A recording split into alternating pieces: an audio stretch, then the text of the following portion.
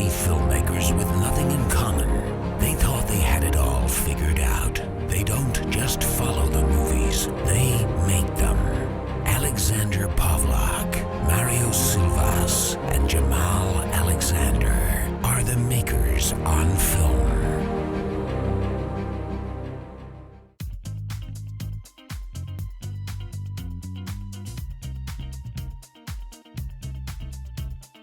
Yo. What's up? Yo. How's it going? I'm awake. I know, right? Yeah, Jesus Christ. I know it's noon, but this shit's way too early. Well, I got up at like 9:30 hoping to watch this movie, and it never actually happened. Really? Yeah.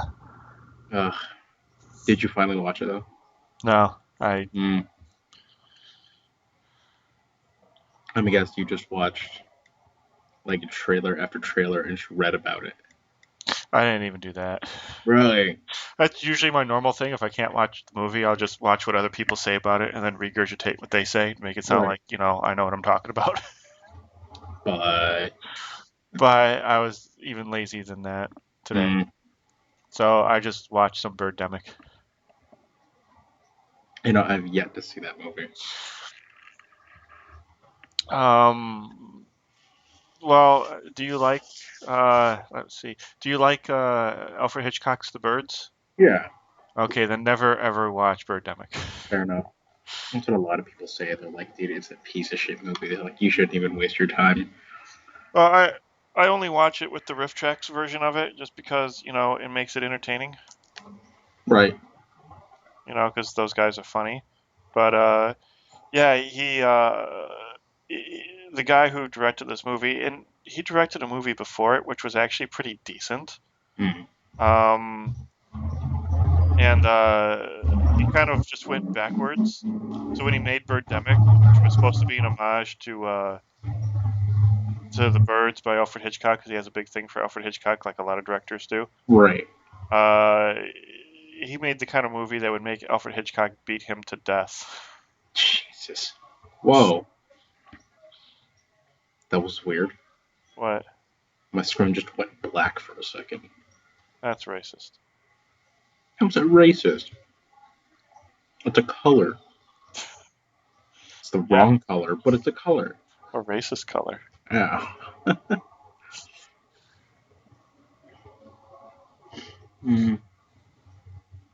the fuck is going on? Are you on a laptop? Yeah. Is your laptop plugged in? I just keep saying that something needs to be, or like there's a device set up. Oh. I have nothing plugged into my computer. Did you download something? No. I literally started up Skype and started up my browser. And it's like, oh, do you want to install this? I'm like, what the fuck is going on? Fucking technology. I know, right? Hello. Hey, what's up? Ma, what up? How's it going? All right. Okay. Oh, buddy. I was just explaining to Mario what the doctor said and what was going on with you and such. Yeah, because last I heard, Alex, like, he just frantically texted me, like, hey, Jamaal might not be here this week. He's like, the doctor said, like, I don't even remember the text anymore. And I'm like, holy shit, I hope he's okay. So I literally went into my phone, like, that very second. I was like, cool, Jamaal. And I typed out, hey, are you okay? Right as I hit send, we went into the mountains, lost reception. It's like, fucking great. Oh, we went camping this week. And, like, apparently there's a definitive line between reception and no reception. Yeah, there's a line like that in town here, too. It's called River Road, apparently. Yeah. And I live on the wrong side of it. Oh, God. And so I was like, oh, okay, cool. Because I just got your text right as we were having lunch, I think, is when you texted me that, Alex. And I'm like, cool. I'm going to go text Jamaal, make sure he's okay. we crossed the line that said "Welcome to Big Sur" or like the sign saying like "Welcome to the campgrounds" and everything. Yeah. My phone was just like, fuck you. Cool. So I didn't get reception until like yesterday afternoon when we got back. It's all right. Thank you for even trying, though. It really means. See, now if Mario really tried, he could have just pulled a UE, sent the message, said he was going to be, out of communication, and then went back to the campground. I wasn't driving. That's still no excuse. You could have jumped out of the moving car. Oh yeah, that's fucking safer. And then ran back to where there was signal. Okay, whoa. You just run. I don't walk unless I have to. Okay, I'm sorry. You could have jumped out of the car and then waddled to where there was reception. Thank you. Actually, that's still a lot of effort too. It's all right. It's the thought that counts. Thank you very much. So you can be alright there? Hopefully. Okay. Jesus. Well, if it's any consolation, we heard, I'm sitting here trying to like think of what we're gonna do for the. Jesus Christ. Sorry, my Skype is freaking out on me. Okay. No, I'm like, okay, what are we like? In the back of my mind, as Alex and I are talking, I'm like, fuck, what are we gonna do this week? Because Alex didn't watch the movie. I watched the movie, but it still scares the shit out of me. Kids are creepy. I don't care who you are. Kids are fucking creepy. In general, or these particular kids? Both. Wow, Mario's never having children, are you? No, the bullshit part is my girl wants to have kids. And I'm like, yeah, that's cool. No. Like, I was listening to this comedian, Al Madrigal, the other day. Uh-huh.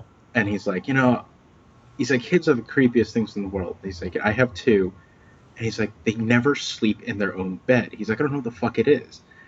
He's like, you'll be sitting there, or you'll be laying there in bed, sleep, and it's like 2 or 3 in the morning, you hear this little pitter-patter, and you wake up, and you're like, what the fuck is that, Chucky?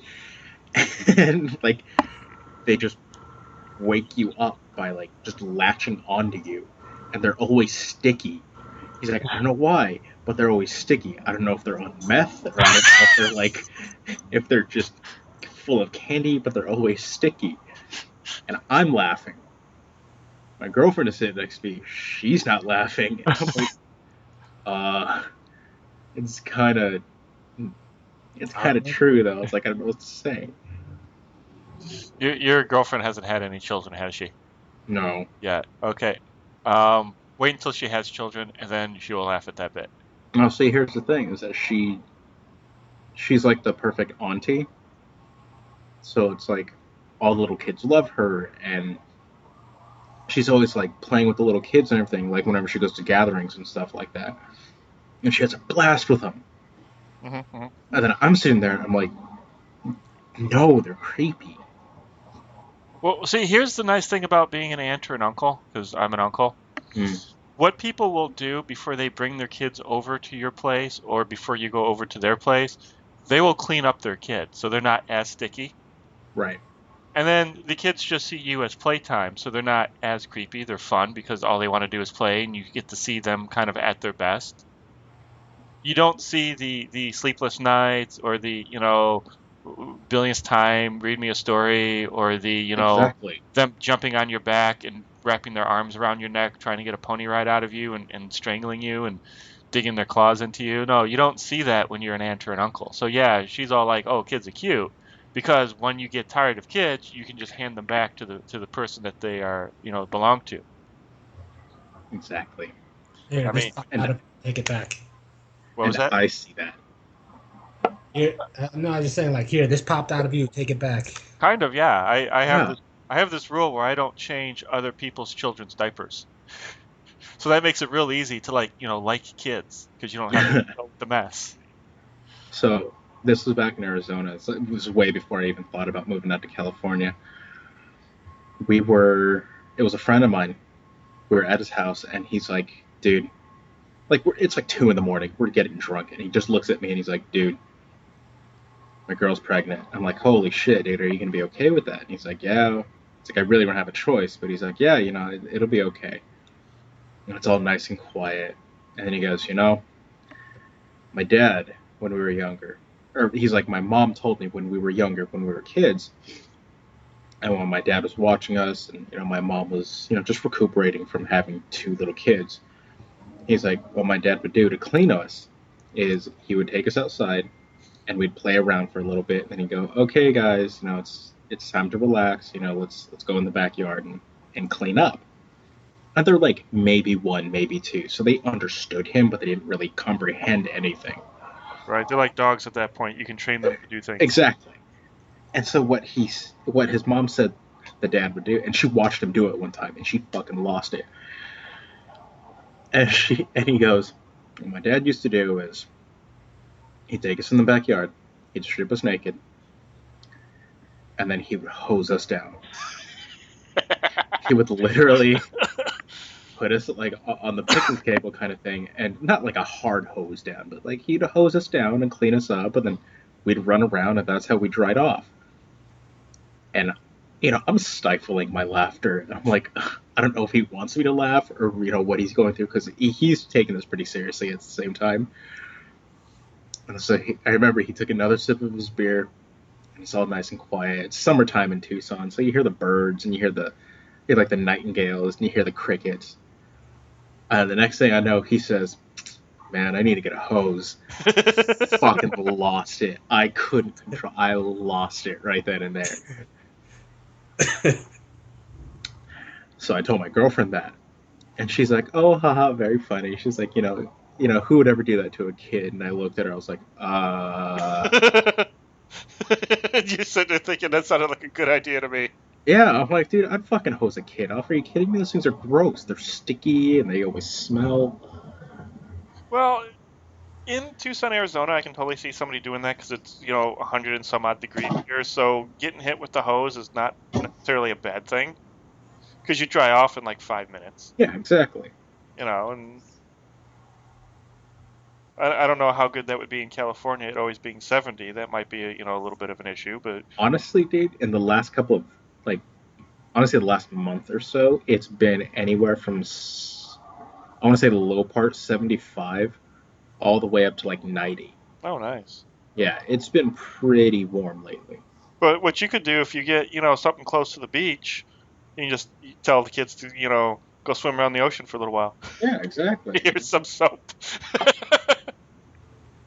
Go to like some hippie store, get some like biodegradable shit, and be like, here, go fucking clean yourself off. You disgust me. Yeah, the all-natural soap that's on a rope, so they don't ever lose it in the ocean, because, that biodegradable natural stuff is expensive. Exactly. You want them clean, but you also want to be frugal about it. Come on. Yeah. It terrifies me if I'm ever going to be a parent. It terrifies the shit out of me. Because I'm going to feed them misinformation the entire time. Are you going to do that on purpose? Oh, hell yeah. Are you kidding me? Because I'm just going to step away for a quick second. I just got to grab something. I'll be right back. Okay. Yeah. Because that's what I plan to do, too. I plan to teach them phrases that they can use in school that will immediately get them sent to the principal's office. Exactly. Like, man, I'm way too high for this. And, I think the other one was like cheese at the cops or something like that. I was going to teach them those two phrases. And they were going to be like for innocent things. Like, if you're just kind of tired, you're kind of high. So if you're too tired for something, you just say you're too high for this. Exactly. And then I want to feed them misinformation, or I want to scare the shit out of them when they're younger. So one thing that I want to do now that we're talking about, now that we're actually recording on Halloween Day, mm-hmm. There's one thing I've always wanted to do to scare if I ever have a child, my own child. They can be like, Mommy, Daddy, or parents, whatever. Yeah. There's a monster under my bed. I'm like, oh, okay, let me go look. So I'll get my flashlight. I'll go underneath the bed, and be like, look, there's nothing. What the heck is that?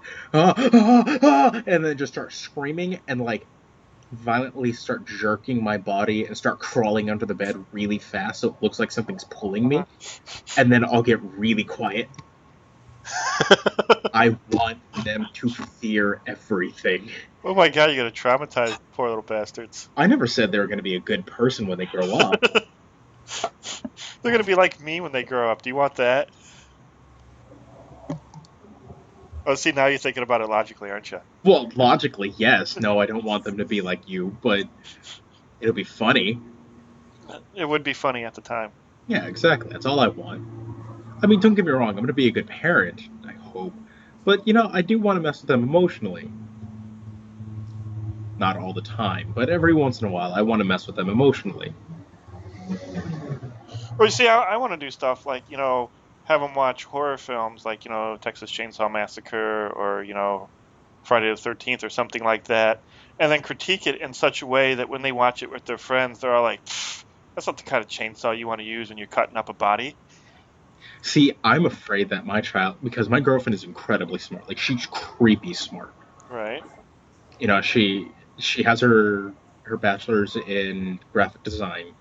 She knows a lot of things about like pH balance, like tannic materials, because she works as a she doesn't work, but she does weaving and stuff like that. So she needs to know about different cellular properties in dyes and tannic dyes and acidic dyes and all this weird stuff that I'd never even thought of.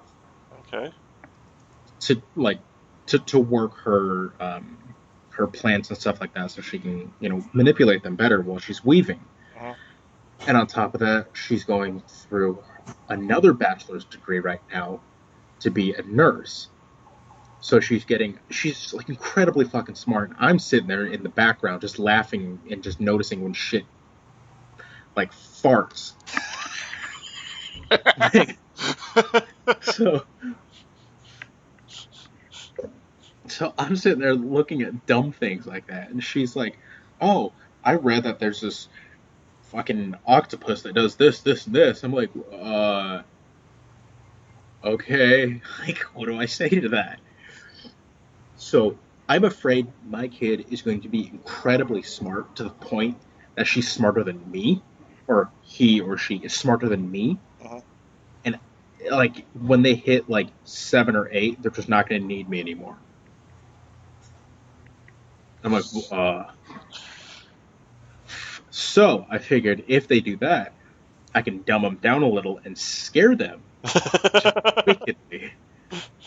That way they'll always have to come back to me and they'll be reliant. Yeah, I can understand the logic in that theory of yours. Oh, I know it's wrong. Don't get me. Don't misunderstand me. I know it's wrong. But that's the only plan I have so far. Yeah. See, I always told the ex-wife that if we ever had kids, I hope they had her intelligence and my personality. Otherwise, they would be really boring kids the other way around. I know, it always makes you wonder, right? Like, okay, if my kid gets my smarts, how far are they going to survive in life? Did you ever watch the TV show Adam Ruins Everything? Yes. Yes. That is probably what my kid is going to be. He's going to be the guy that sits there and goes, actually. And there are some people that I want to sit down and watch that show with, and then when the show is over, turn to them and say the phrase, "Yeah, nobody likes him, and there's a reason for that."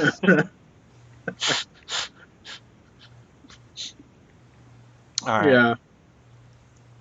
So we should probably get on with the show.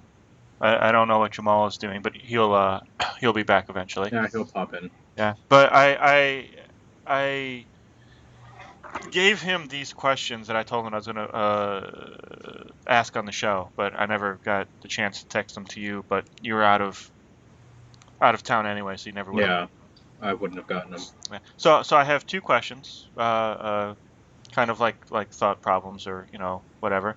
Cool. So the first one is, if they were going to make a movie about our lives, the three of us, you, me, and Jamaal, who do you think would play the lead roles? And then the second question is, who do you think would win in a fight, Freddy Krueger or Agent Smith from The Matrix? Now, are we saying for the whole Agent Smith thing? is he going to have the amount of people that he can normally get? Like, if it's just a one-on-one, It's Agent Smith from the first Matrix, which is the only good Matrix. So he has some rules that he has to, abide by. However, yeah, if there's like another person around, and he dies off, he can change into that other person. okay, that's what I was curious. Yeah. So it's first movie Agent Smith rules. Mm, It's not where he's the virus and he's infecting everybody and right, every okay. planet. Yeah, not that one. But you consider them in their respective dream worlds merged together, so they have all their respective abilities and powers. Mm. Shit, that's tough here. I'm going to have to go with... I'm going to have to go with Agent Smith. Okay, explain. The hell is that? That could be Jamal's air conditioning. Oh, yeah. Okay, so I'm going to go with Agent Smith. A, he's a lot smarter than Freddy. Mm-hmm. And B, he's a lot more calm-headed than Freddy. Whereas Freddy is more... he can... No, here, take some jerky. Well, I'm trying to keep... You're gonna treat your children just like you treat your cats. What? I love my cat. Yes, but you're just gonna be here's some jerky, go away. Well, yeah. Kids like jerky, right? Sure, why not? Alright, sure. It's something they can gnaw on for a while. Yeah, exactly, and just leave me alone. Go be sticky somewhere else. Whereas Freddy, on the other hand, all he has is his fear ability. He terrifies people, A, just by the way he looks. And the fact that he's... I mean, they're both pretty much immortal. True. But if you think about it, Agent Smith is more immortal because he can change into anybody, or he can move anywhere. And he can change himself to... Well, changes other people to be him. So A, he has a higher immortality factor. Whereas Freddy is just Freddy. Yes, he's scary. Yes, he's strong. Yes, he's... I mean, they're both omnipotent, but... Agent Smith is more so because he has a higher need. Yeah. Well, I mean, on the other side of that coin, though, Agent Smith lives in a world that has rules, and his power only goes so far. Whereas Freddy, he has absolute power over his world, and he can morph himself into other things. Like in the end of the original Nightmare on Elm Street, he was the car that they all got into and drove off. Right. So he can become other things, and he doesn't have as many rules that he has to follow as Agent Smith does. Even though all he has is the claws, and he has to do close quarter combat. Once you get the gun out of Agent Smith's hand, I think it makes it more of a fair fight. Although I don't think the gun would really bother Freddy Krueger anyway. Yeah, exactly. I mean, they're both... honestly, it's like, what was it? Freddy versus Jason. Yeah. None of them could really do anything to each other. They were both immortal beings, just in a fight. Like, that was it. Well, the only way that Freddy became mortal again is when he got pulled into the real world. Right. And that was a really long stretch for them to do. Yeah. Whereas, they're both... So let's think about that. How Freddy could get into the Matrix, or how... I mean, that's how it would be. Well, he would be in someone's dream in the Matrix. Yeah. And then you pull him into the real world, which is still basically a dream world. Yeah. Not the real world, but the actual Matrixy world. So then, if you think about it, Freddy couldn't do anything because the real world, quote unquote, when people are in the Matrix, that's when they're awake. Yeah.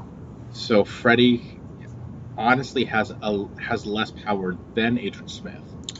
Technically, yes, but it's still a dream world, and if he was able to invade it directly instead of being from someone's dream into the Matrix, I mean, You're not really sticking him into somebody's dream. You're sticking him into a computer program. Yeah, he would have to be a virus essentially, just like Agent Smith. yeah. But if you think about the Matrix as everybody's dreaming and they're hooked up to this thing, and it's a universal kind of consciousness kind of dream. So would it be a Freddy robot then? Because he would have to invade the robots' dreams. Do robots dream? Well, no, it'd be the humans in the fields. But that is a good question. Do they dream? And probably Do not. they dream of electric sheep? Only fucking them. Ugh. Oh. Okay. So I just found this video of California Academy of Science. Octopi are really, they're incredibly smart and they're always really curious things. She did actually give you an octopus fact the other day, didn't she? What? Your girlfriend. You said, well, that she was really smart and that she would turn to you and say, "Did you know the octopus? Blah blah blah." Did she actually? No, that was just a really weird coincidence because I was just scrolling through right now and I found a video on how aquariums keep octopi stimulated and how to keep them shut up, Alex. How to keep them, interested without going crazy and trying to kill somebody because they're, apparently they're dicks of the animal kingdom. So I was just watching this little thing and they're like, oh, we fucking basically they put dog toys in aquariums and let the octopi swim and play with those things.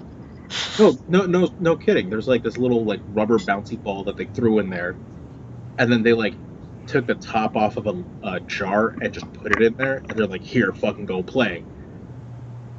And yet, on the other hand, they're smart enough that if you Google it, there's a video of an octopus in a cage right next to some fish in the next cage.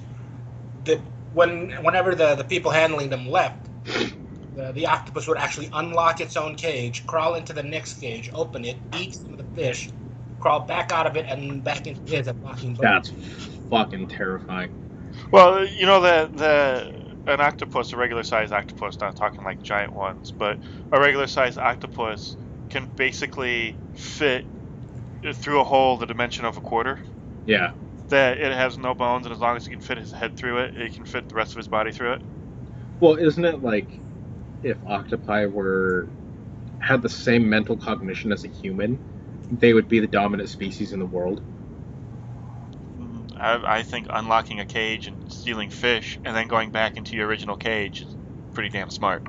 Well, and that's what I'm saying. If they had the mental cognition to do what humans can do, being able to solve, hey, there's fish over there, how can I get there? Mm-hmm. But also recognize, hey, I'm locked in a cage.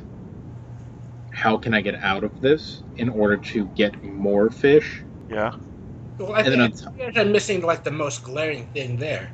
It's the fact that he was covering up his own tracks. He was well aware that he shouldn't have been doing it, and he was hiding it from the traders. He was. No, I'm not saying that. I'm saying if they had enough mental cognition to, yes, that's incredibly smart. But being able to recognize more than I need to get food and it's over there, and I need to make it. I don't even think if it was, doing it on purpose that it was relocking itself in, or if it was doing that just for the guise of the humans, But if octopi were able to, set traps and to be able to coerce other fish to it, or basically what humans do to hunt and gather and all that shit, do you think octopi could take over the world? Also, they have a really short brain span. It's like Alex when he's horny. Or drinking. Or anything. Or tired. Or anything. Well, here's the thing, though. We have that ability to do all those things, and what do we do with, our mental prowess? We squander it. We make monster trucks that can go 300 miles an hour, because we can. Yeah, what exactly is the point of that? We indulge in addictive behaviors and activities. We do things to escape the fact that we are, mentally superior to everything else, and we kind of just we kind of, I don't know, waste it, squander it, really. Yeah. Excuse me. Yeah. So I assume that if octopi had the intelligence of a human, that they would probably fare no better than humans. Probably 5% of them would have, 90% of the wealth, and everybody else would be hooked on some sort of octopus meth. Octometh. Octometh. Oh, so I was, my girlfriend was talking to this one scientist not too long ago. Do you guys know the creature called an abalone? Is that some sort of bird? No, it's Shellfish. no. That's you're thinking albatross. I am thinking albatross. Yeah. Is this the thing that I think I know what you're talking about, but go ahead. Okay, so an abalone is basically like a giant snail. It can go from like itty bitty little thing, like to fit on the size of your thumb, all the way up to like it fitting on your chest. I mean, these things can get like 14, 15, 20 inches. They're huge. Does it kind of look like a potato? No, it does not. Okay. No. Then I'm thinking of Basically, something else. Okay. like it's like instead of a shell forming all the way into like a circle, it's just like a half dome. Okay. And then if you take the creature out, it's like these really beautiful color on the inside. Mm-hmm. But here in California and on the islands that are just off of where I live, there's like a 2-mile deep trench that no abalone or no creatures can really get through, right, unless they swim across. Right. And so they were trying to figure out how the fuck these snails, essentially, arthropods I think is the name, are able to get over to the other side and flourish. And so these scientists, what they did, and this goes back to like creatures being intelligent or whatever you want to call it. And so what these creatures were doing is, or what these scientists did is they made a study on 50 of these creatures. And so what they did is they said, okay, we're going to try to figure out how they're getting over there. And out of the 50 abalone, 2 of them actually latched onto some seaweed and they floated across the channel to get to the islands where there's like a crazy amount of these things living out there. So they like basically parachuted over. Yeah, essentially. But it's like they're like even these creatures have different mentalities and different like lives to them. And I'm like, what the fuck? That's like, I don't like, they're all individual. And, you see like a lion or something, you're like, oh, it's just a lion. You can predict what it's going to do. But every once in a while, you get that one crazy one who's willing to attach itself to seaweed and float across the goddamn ocean. See, now if we actually saw a lion do that, that would be epically amazing. I would fucking just kill myself. Like, done. I would honestly off myself. It would be like making a parachute out of the seaweed and then like some skis out of bamboo and just like parasailing over the ocean. It was like, ha ha, you stupid lion, you can't get to me. What the fuck is that thing? It's floating. Oh shit, run. Oh my god, it's water lions, everybody run. God.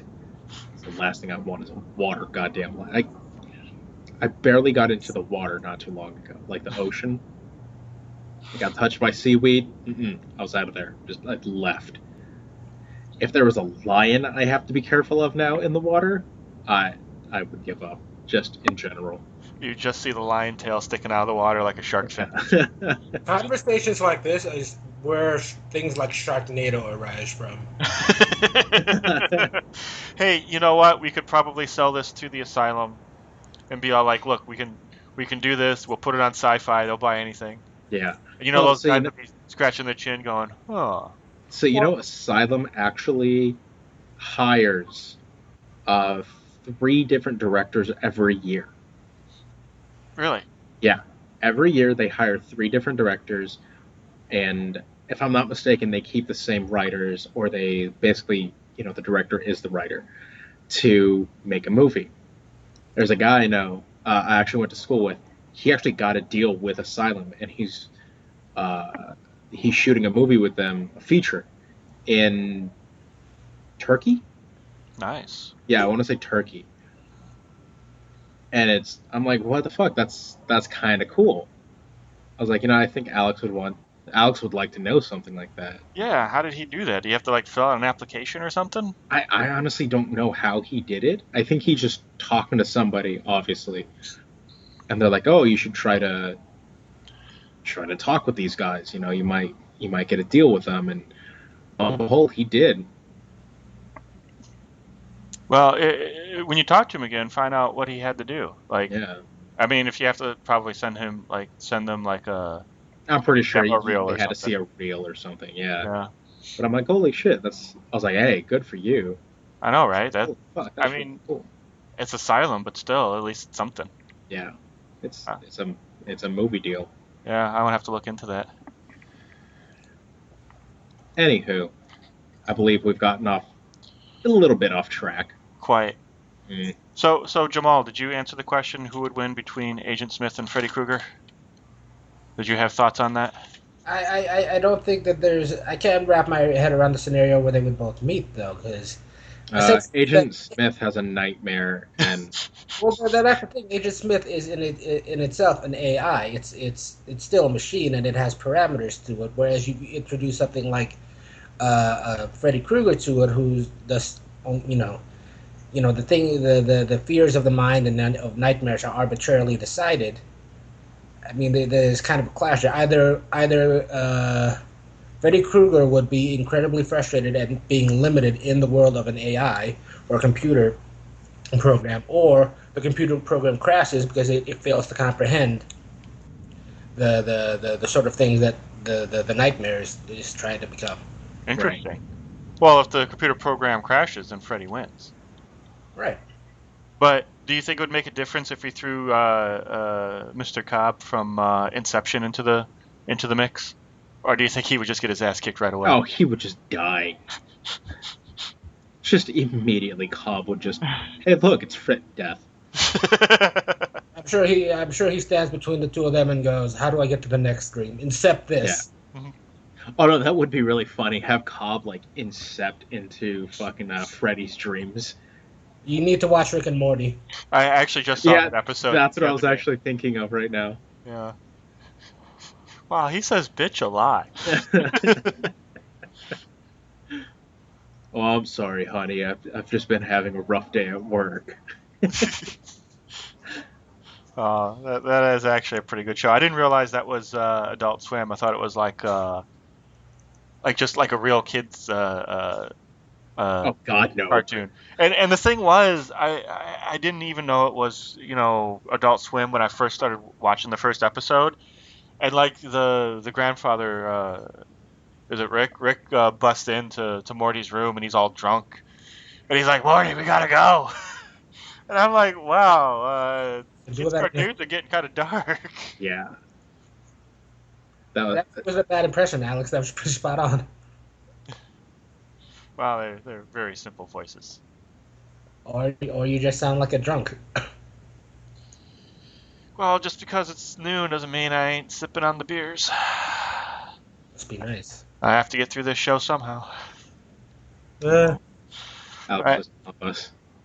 So, who do you think would play us in the movie about, the Makers on Film movie, if there was such a thing? Luis Guzman, Cheech Marin, and Seth Green. I think I'll right off the bat just Luis Guzman. So who would be Luis Guzman? Would that be you or Mario? Again, if you have Cheech Marin, Seth, and Luis Guzman on set, you can interchange either one of them. I don't care. Seth Green is clearly for you. I like that. I'm okay with that.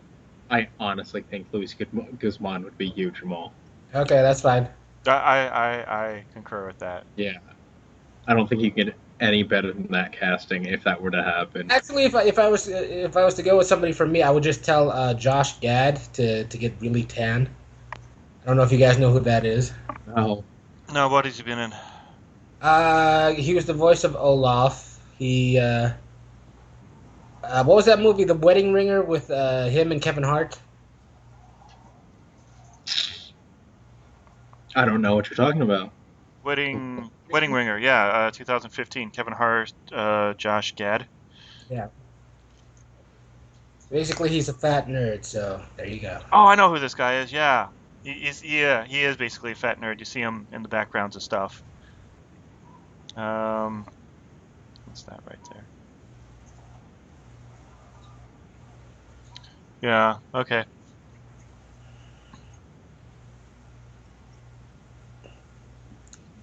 All right. So, any thoughts on that, Mario?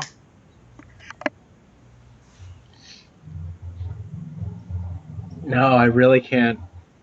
No, that would probably be the best casting I could think of.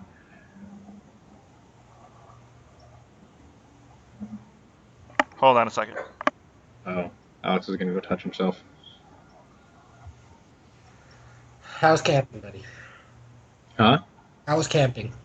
A lot of fun, actually. However, we were across from just incredibly loud Asians. That's all I can really say. What? Oh, so you went camping with your family? No. I mean, Jamaal can attest to this. Filipinos and Islanders, stuff like that. Okay, if you were across from the Filipinos, I can attest to that. Yes. Yeah, exactly. No, they were. Wait, you say that as if you lived the next island over and they were always keeping everybody up. Well, no, I say that because They might have. there's a bunch of them, moving to where I'm from, and I did live across from a few of them, and it did keep people up sometimes. The Filipinos are loud. I don't know how to put that. Filipinos are just loud. See, Jamal can attest to that. No, but they were Chinese. Hey, babe. 1 second. I gotta give my girlfriend a gun. Okay. Apparently, there's somebody at the door, and Mario has control of all the guns. I'm going to assume. All right, you there? Yeah. Hold on a second. Yeah. What happened? Well, Jamal had to go take a poo, so he decided to do that while you were doing your armory thing. I Fair didn't enough. need to take a poo. I just need to take a wee. Wait, did you poo yourself? That was quick, dude. By the way, I'm sending you guys stuff. Are you getting them? I got some links, yeah. Oh, hold on. Cool. Let me check. You should open those. I don't remember what the first one was, but I remember what the second one was. Because I really like the second one. I'm opening the first one first. Do it. It's a Darth Vader shower head. Really want it.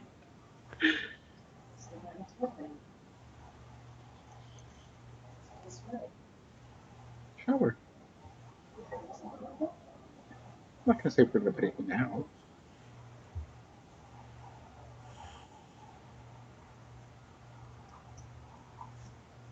Okay. Sorry about that. I was my friend wanted to know if there was a way they could run a floppy disk on their computer because they have a game on it that they want to use. I mean, yes, but Well, that's what I said. They'd have to get a they'd have to get a drive. an external drive, probably. I mean, you can probably get an internal drive, but I don't know if anybody actually sells those. No, But not since the 80s. Yeah, then you'd have to get an emulator. Yeah. Yeah. All right. So my answer to the question of who would play us, if you guys are curious and you want to know. Not really, but you host the show, so we have no say. No, you don't. So I was thinking Denzel Washington to play me. And Seems a little smug, but go on. what? What? He's a good actor. Go on. And I know what you're thinking. That, how would he play me? But he does have that scar over his eye, just like mine. So I think, he's really in tune to what the character would be. And even though it's over the wrong eye, he's a good enough actor that he can act like it's over the correct eye. You have a scar over your eye? Yeah. Hmm. It's over my my left eye. You never noticed that? No. Sometimes I like the eyebrow grows over it, so sometimes I'll shave it just to make it more pronounced. Because you want On, people to notice your skull. Sometimes, yeah. but hold on, I'm gonna have to go look at a picture of you. Shut up, that's not weird. But yeah, it happened when I was very little. Apparently, I walked into a coffee table. God, you should not reproduce. Whatever. So then, Let's see. to play Mario's part, I was thinking Larry the Cable Guy. You're a bitch. Get her done.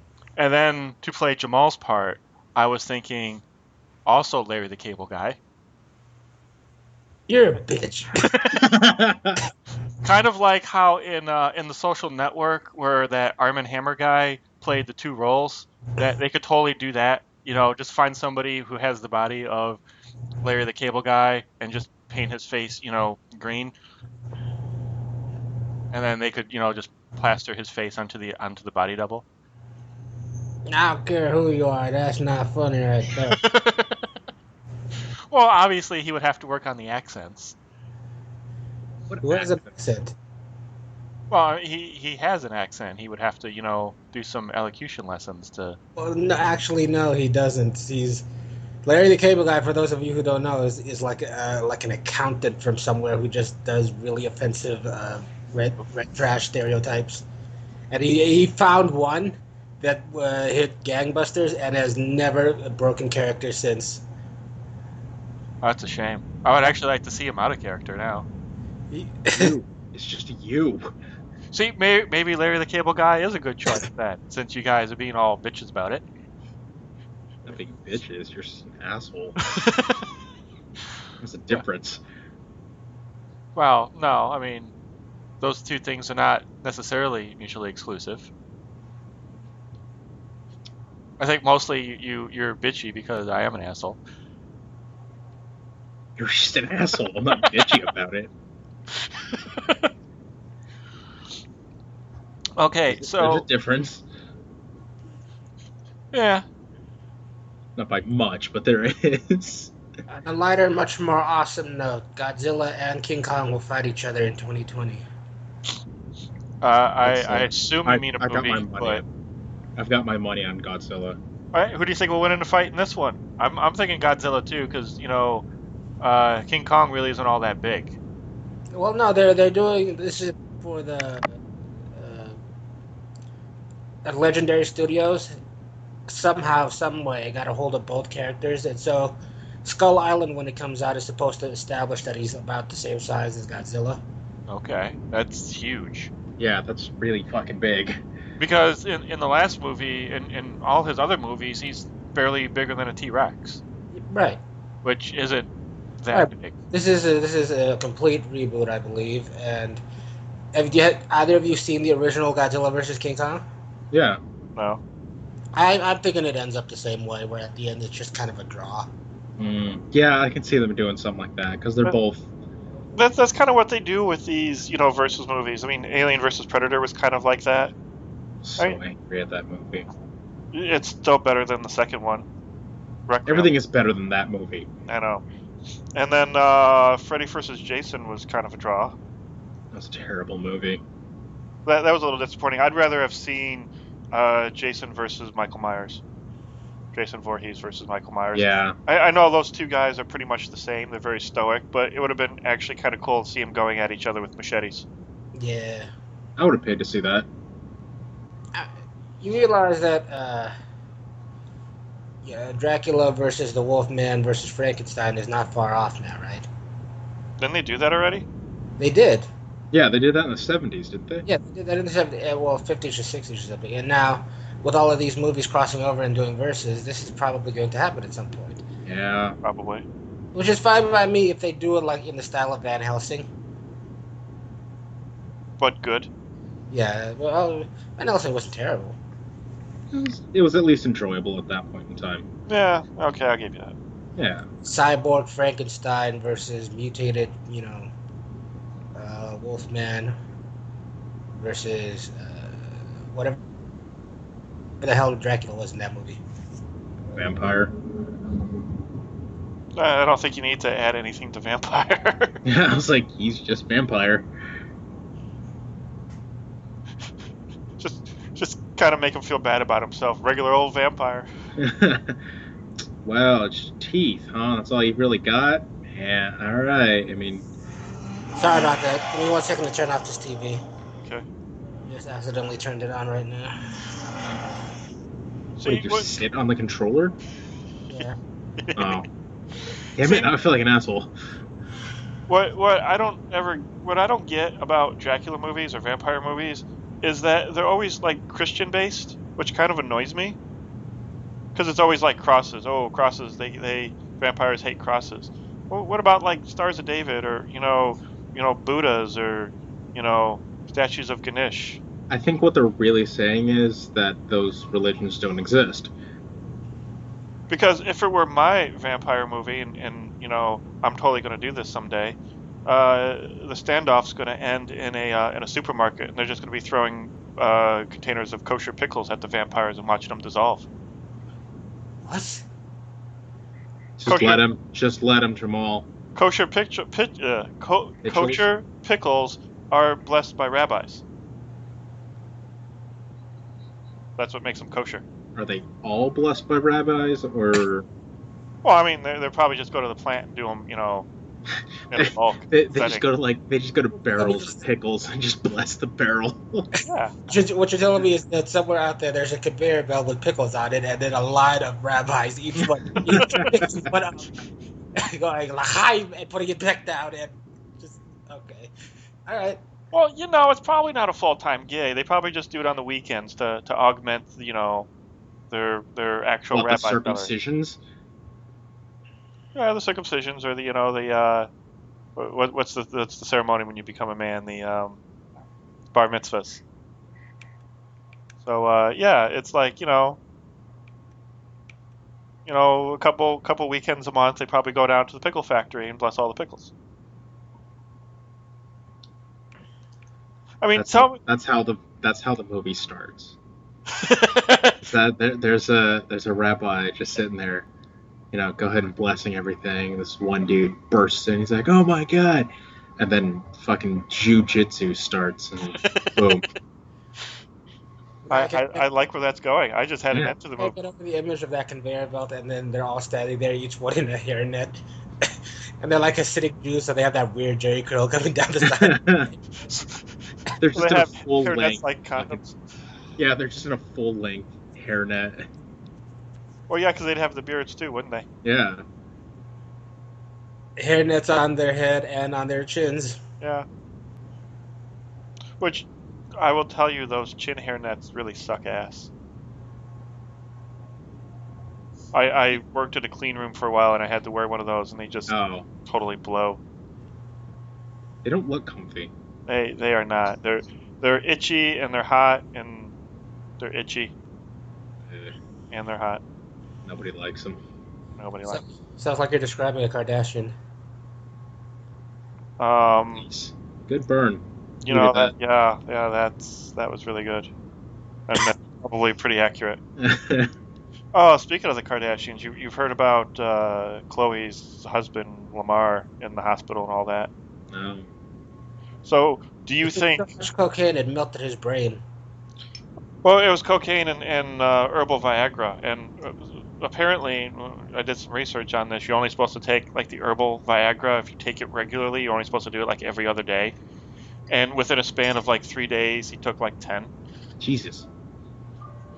So that was he going for like the record? Like, well, yeah, he had 2 prostitutes at his beck and call 24/7 for like 3-4 days. He paid in advance, and his bill at the formerly known as the Bunny Ranch, I forget what it's called now. He had a $70,000 bill racked up. Jesus Christ! $70,000 in whores. And the best, it's probably they probably got him the coke and the well, yeah, the Viagra, so it's probably all encompassing. But he The best part is they hit his credit card, and then the family complained, saying that this guy's taking advantage of him, that he's running up a $70,000, charging $70,000 to the guy's credit card, and being all like, oh, you're a horrible person because he's on the verge of death and whatnot, and you're talking to a pimp whose probably response is, bitch owes me money. I mean, I've seen a pimp run over a guy before. I mean, they really don't care. They don't care.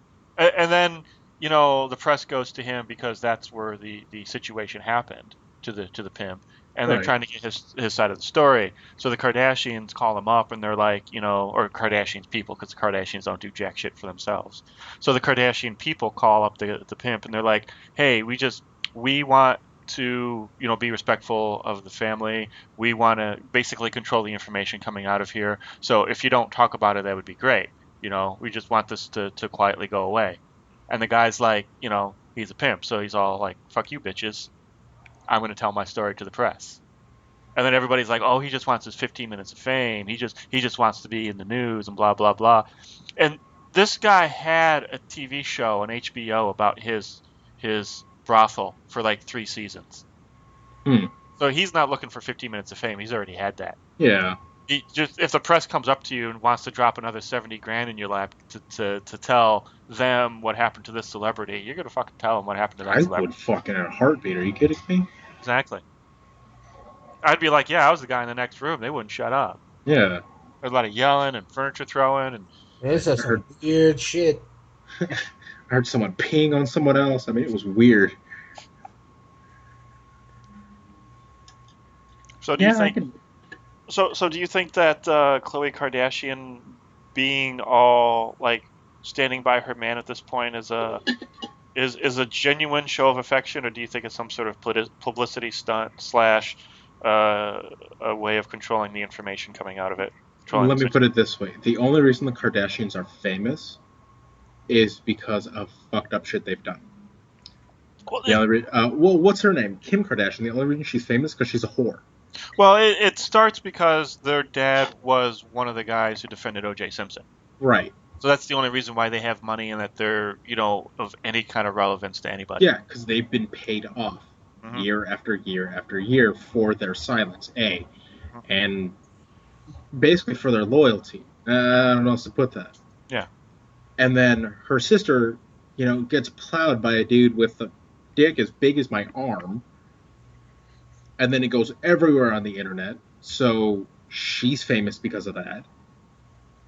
The fucking sister is famous only because of Kim Kardashian. Was it Khloe? Khloe, yeah. And then because of that, Khloe starts a fashion line. And then Kim gets more famous because she's with one of the most pompous rappers in... I want to say in the industry, Kanye West. Yeah. And funny enough, I was reading an article the other day saying that Kanye West's clothing line is failing, and he says the reason it's failing is because he's discriminated against because he's not a gay fashion designer. No, he's a gay rapper. Yeah, and fish dicks.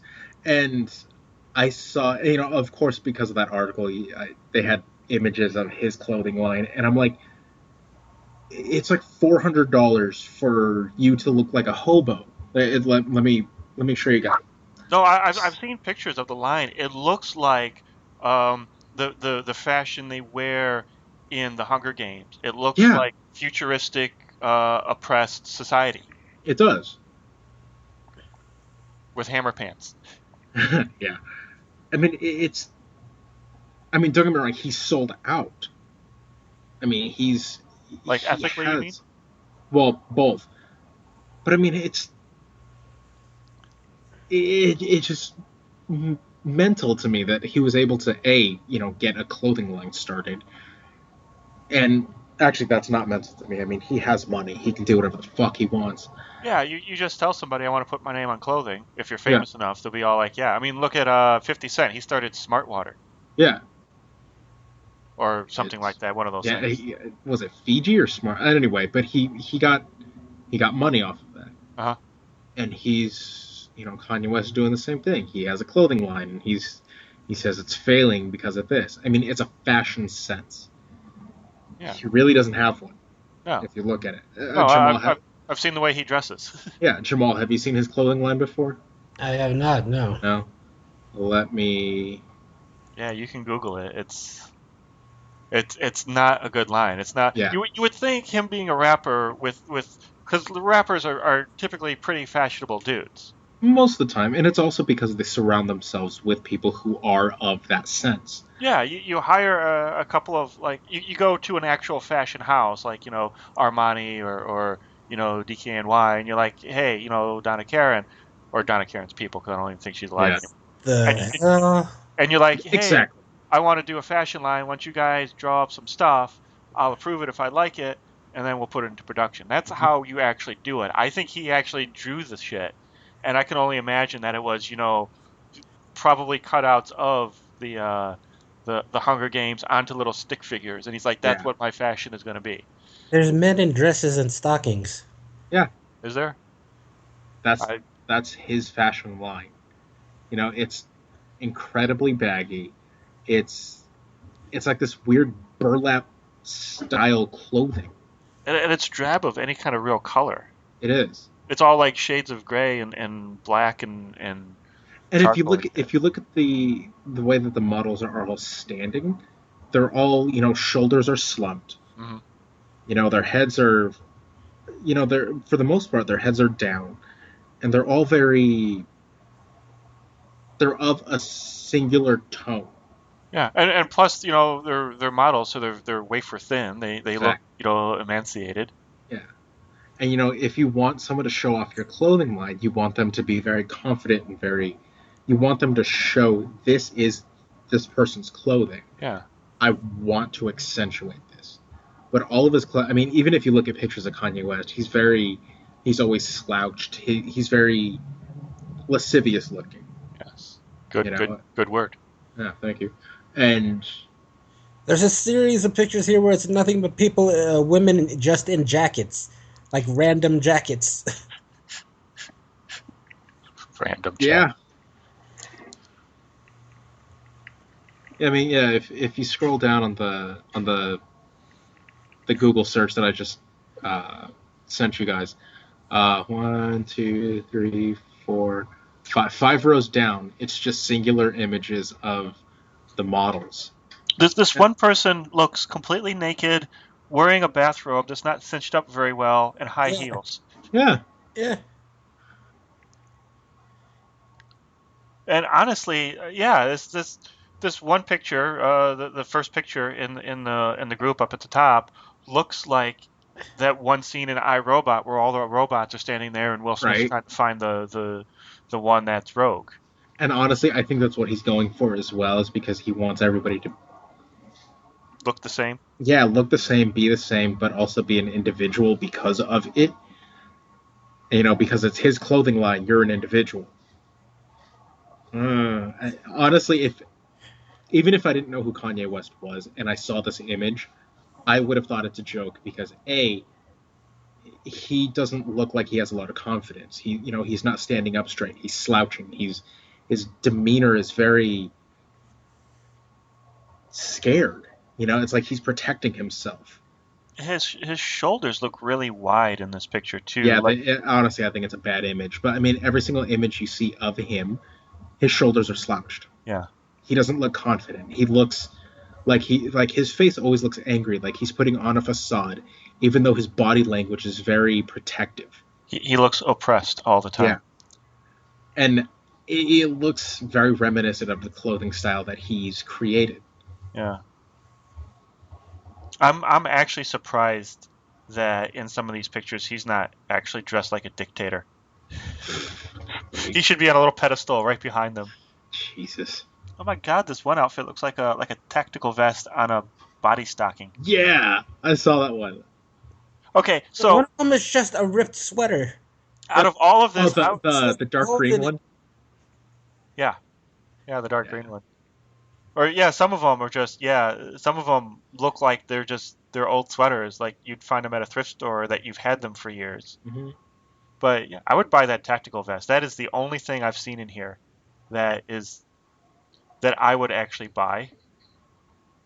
And These models are miserable, by the way. Yeah, they do. yeah, Like I thought I was signing up to like model Adidas and like new kicks and like throwback jerseys, and look at what they got. They got me out here naked. and none of these models look like his wife, by the way. Like you would think, because Kim supposedly is a model, you would think you'd have a lot of models like that have curves No, and she doesn't have curves. She has. she has an ass. It's not even an ass. She has a fucking planet on her backside. I don't mind. She has curves. She has a waist. She has tits. I mean, she's other than the misproportion of her ass, she is rather feminine looking in the classic definition of it. But these models, they look with the body stockings on and just wearing a coat or a robe or something. They kind of look like mannequins where somebody has chopped off the heads of real people and stuck them on mannequins. Mm-hmm. The bodies look completely fake. Oh, this one person is wearing a body stocking and a backpack.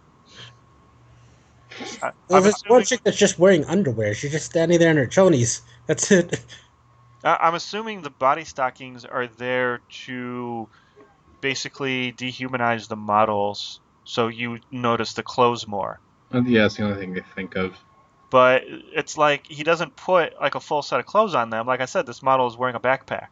This other one has a sweater tied around her waist. This other person is just holding a bag and is in a body stocking and looks completely. Well, I think those are to accentuate that article or that backpack or whatever it is. Okay, but usually you put a whole outfit together because a lot of Yeah, people. exactly. You want them to say like, oh, this backpack goes with this, Yeah, and you show that. People as a whole don't have that great of imagination where they can see things separately and put it all together. This is why when you sell a house, you want it to be furnished but sparsely furnished. Yeah. So people, when they come in, they're like, "Oh, that's where the couch goes. That's where the TV goes." Like, oh, this is how I can imagine it looking. Like, yeah, exactly. this looks like a house to me. Otherwise, they just see an empty spot. Well, I officially have Kim Kardashian's ass in my search history. Fuck me. Congratulations. But here he just has pieces. He has the backpack. He doesn't have an outfit that backpack would go to. And even if he did, it would probably be the exact same color as the backpack, which is probably why the model is naked, sans a backpack. Yeah. Because or at least, or like the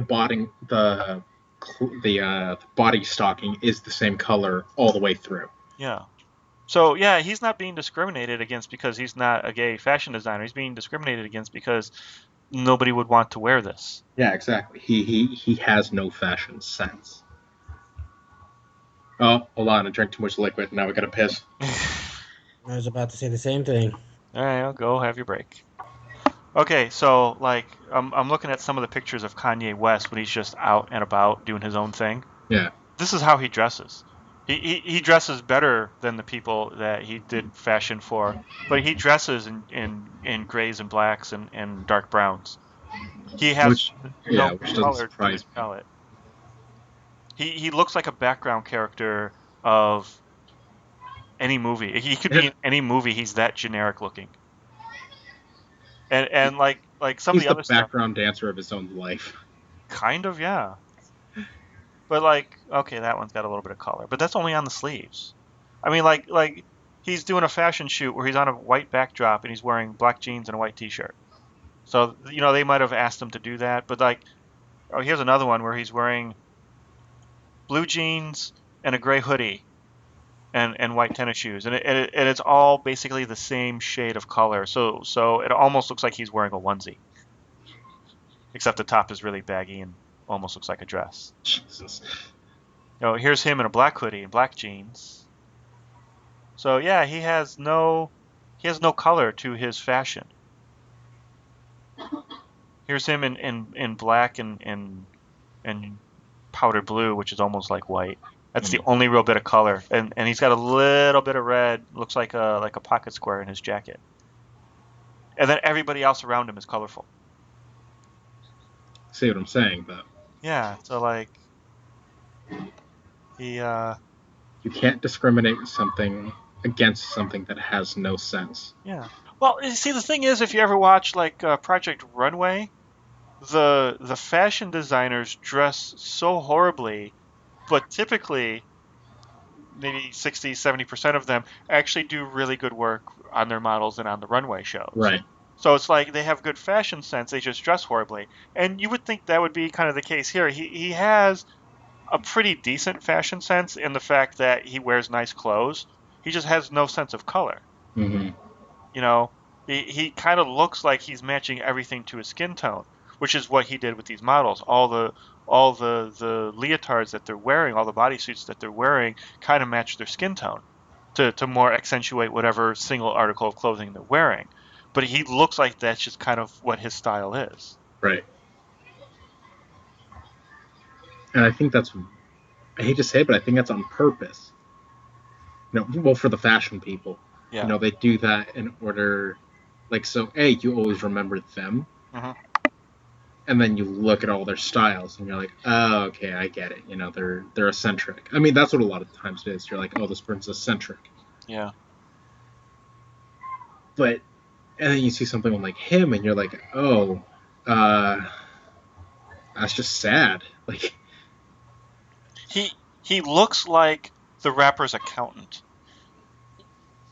Like he would be the guy they would take their money to and their taxes to, because he kind of touches on that lifestyle of being a rapper, yeah, or a hip hop artist or whatever. But he's really good with numbers. So they're Right. like, okay, you understand me. You understand why I'm declaring $10,000 for hoes, because I'm a rapper. I need hoes. Right. I need hoes. I need hoes. And he's like, okay, well, we'll talk to the government. We'll make sure this is a business expense. $10,000 for hoes, but no more, because there's a limit to how many hoes you can have. Exactly. And then they're just bad at it after a while. Yeah. But that's what he looks like in this picture, because they're all like, they have briefcases, and they're like not Armani, they're like Gucci or Versace briefcases. They have that Yeah. on them. So like one guy's in leopard print pants, one guy's in a kind of red outline tuxedo with a red shirt. One guy's bright kind of electric blue, and they're all got these briefcases. He literally looks like he's an accountant. He looks like they just handed him this briefcase that he doesn't know what to do with it because it's too flashy. Like he would trade it in for like a nice black leather one. I'm sorry, this one just it makes too many people look at me. I don't want that much attention. No, he's the kind of guy that would wear the invisible cloak from Harry Potter all the time, not because he wants to sneak in the shit, but just Right, because because he doesn't want to be seen. Yeah. Which ironically, did you know the reason why the paparazzi take a lot of pictures of Kanye West and of Kim Kardashian is because they get a kickback from the magazines every time their picture shows up in a magazine. So if People Magazine runs a picture of them, People Magazine gives them some money. So what they do is they will call the paparazzi, or have their people call the paparazzi ahead of time to let the paparazzi know exactly where they're going to be, so they can show up and take pictures of him. And then he acts the fool, like he really hates it, to continuously get the paparazzi to come around and take pictures of him. Because if you're a dick to them and you say, I don't want my picture taken, go away, and you punch one, what are they going to do? They're going to be a dick to him and take his picture. But that's exactly what he wants, because he gets money from it every time it happens. It just makes you hate people more. Well, him. I mean, like his music is pretty decent. I like his stuff, but I would never go to one of his shows because I fear that I would get a half a song, he would go into a tirade about some shit, and then walk off stage. Yeah. And I'm not paying $100 to fucking see that.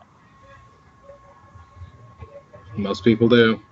Yeah, and he doesn't even tour with like other people. I don't know if he has an opening act or not, but he doesn't do like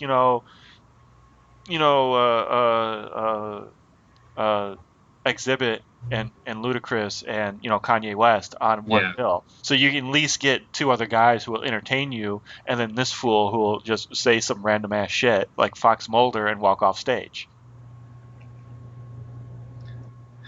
Yeah. That's the easiest way of putting it. Yeah. Well, wasn't it the it was Kanye West and what's the chick that does Poker Face song? Oh, Gaga. Gaga, yeah. I know their tour got canceled a couple years ago. But they were doing a tour together? Yeah, they were supposed to, and then they canceled it. I don't know why, but they did.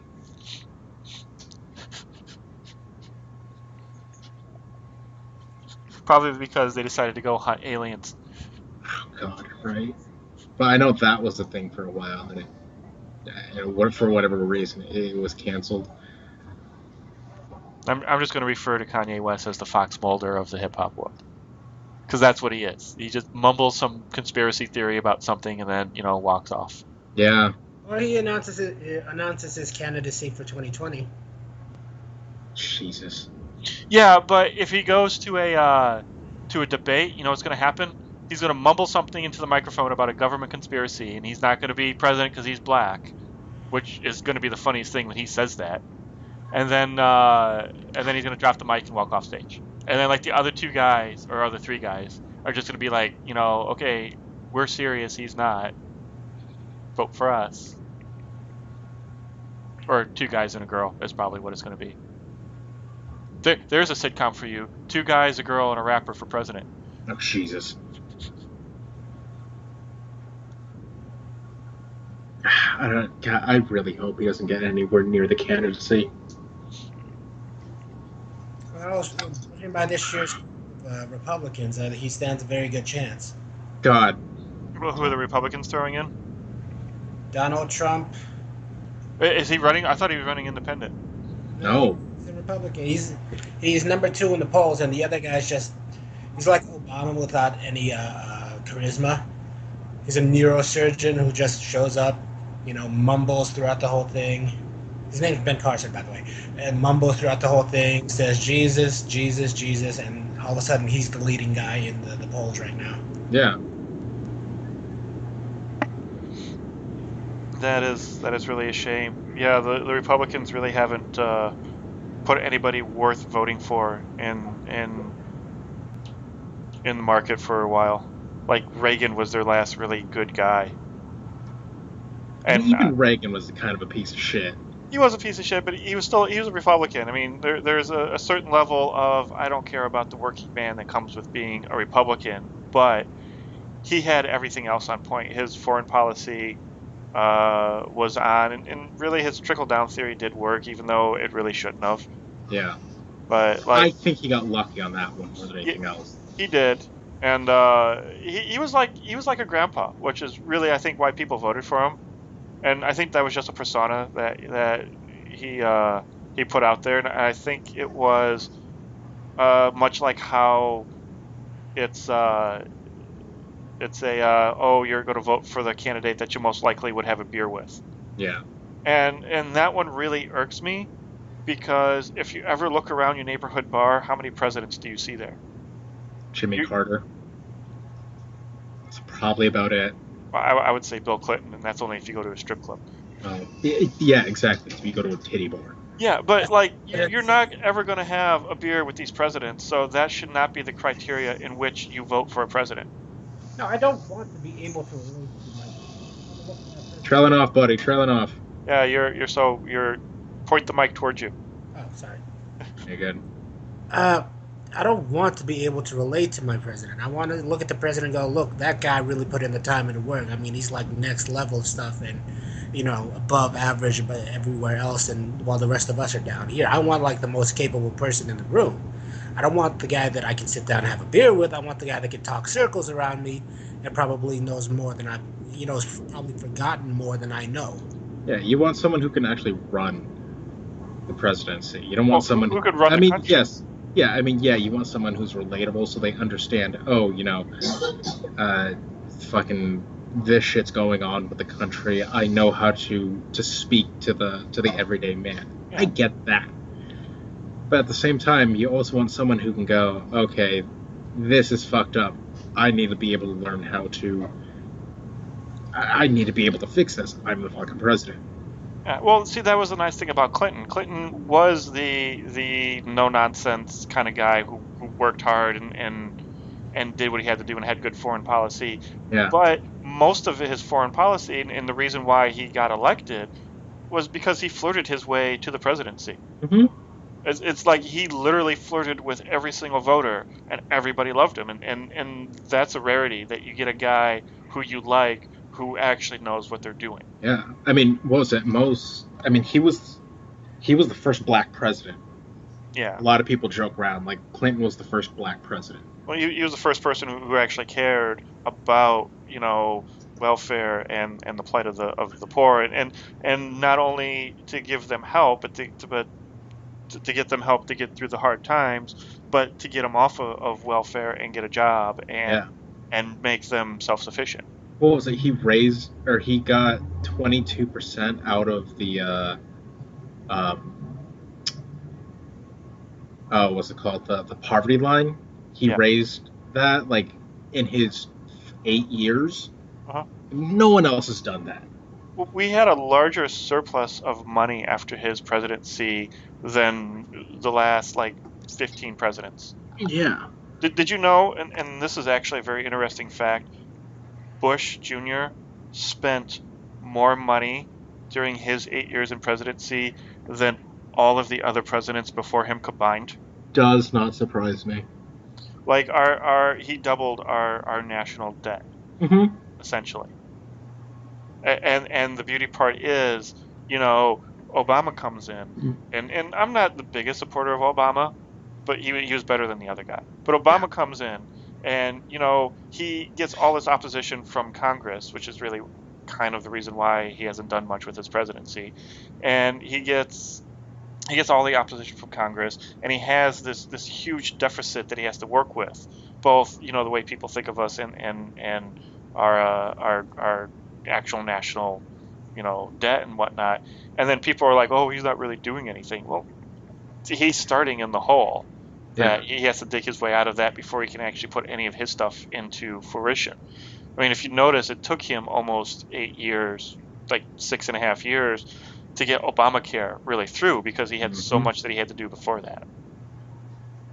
Which I wish Obamacare was a little bit better than what it was. Yeah, but honestly, it's a step in the right direction.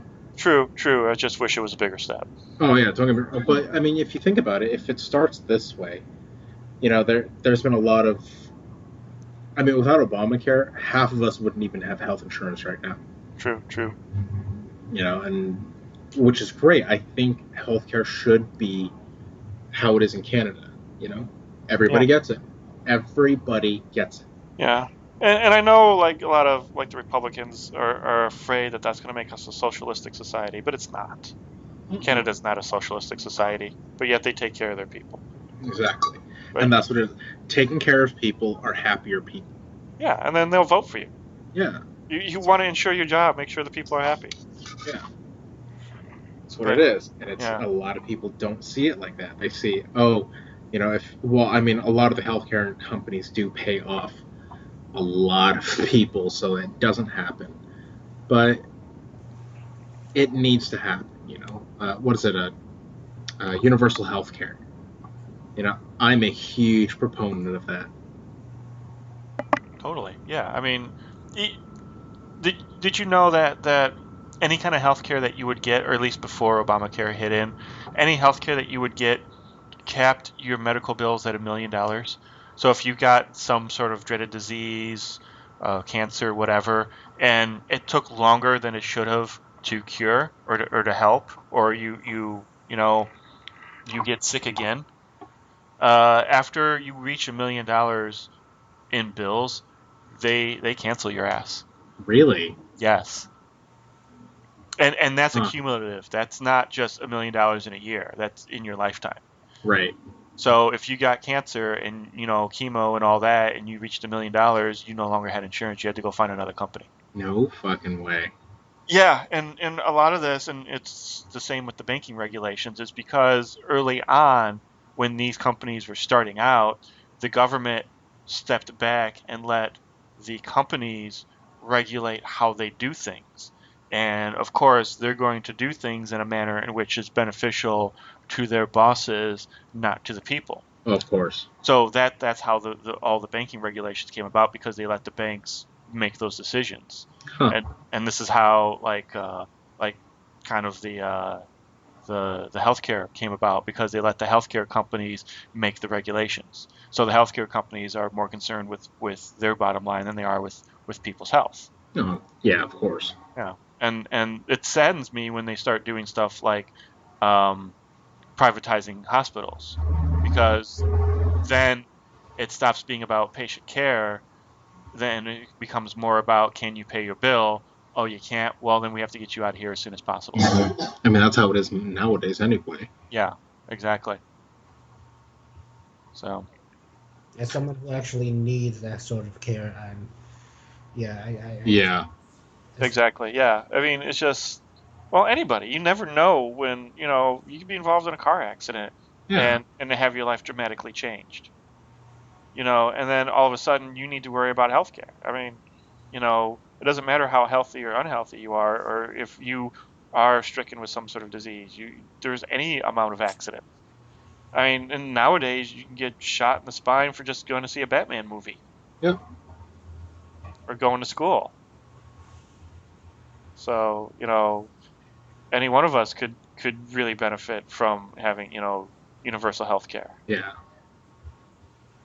Who it really hurts is the man on the bottom of the totem pole. Mm-hmm. That's all it is. Yeah. Fucking Christ. Oh, so anyway, I guess we really haven't spoken about our movie. The movie that only you watched? Yeah, apparently. Jesus Christ. Well, I couldn't find a copy that had English subtitles to it. Really? Yeah. Like, it wasn't on Netflix, and it's not, it really isn't. And I found a copy of it on YouTube, but it didn't have the subtitles to it. And I mean, you could rent it on Amazon for $3. Yeah, I could have done that, but I didn't. Fair enough. I mean, I guess Jamaal had an easy out on this one time. Yeah, thanks. Well, I was actually, I had planned on going over to the hospital yesterday where Jamaal was, and seeing if we could find the movie and watch it together, because I didn't know that, how long you were staying in the hospital for. So that was my plan. And my day got kind of gotten away from me. So. Okay, so I guess we'll call this one a giant Mario. Yeah. Even though it's not really under the classic definition of pulling a Mario. We'll extend what pulling a Mario is into to encompass this right now. So it's completely not doing the assignment. Yeah, exactly. Hey, I did the assignment. I just did the wrong movie that time. Well, that's what I'm saying. We completely didn't do the assignment. You did the wrong assignment. What was the movie that you saw instead of? It was the fucking Jet Li one. Well, it was of the same title. It just was a Jet Li movie instead of a Dirty Harry movie. Yeah. Which somehow that didn't ring any bells that we were talking about Dirty Harry and Clint Eastwood, and he didn't show up in this Enforcer movie or whichever. I was waiting for him to show up, and he just never did.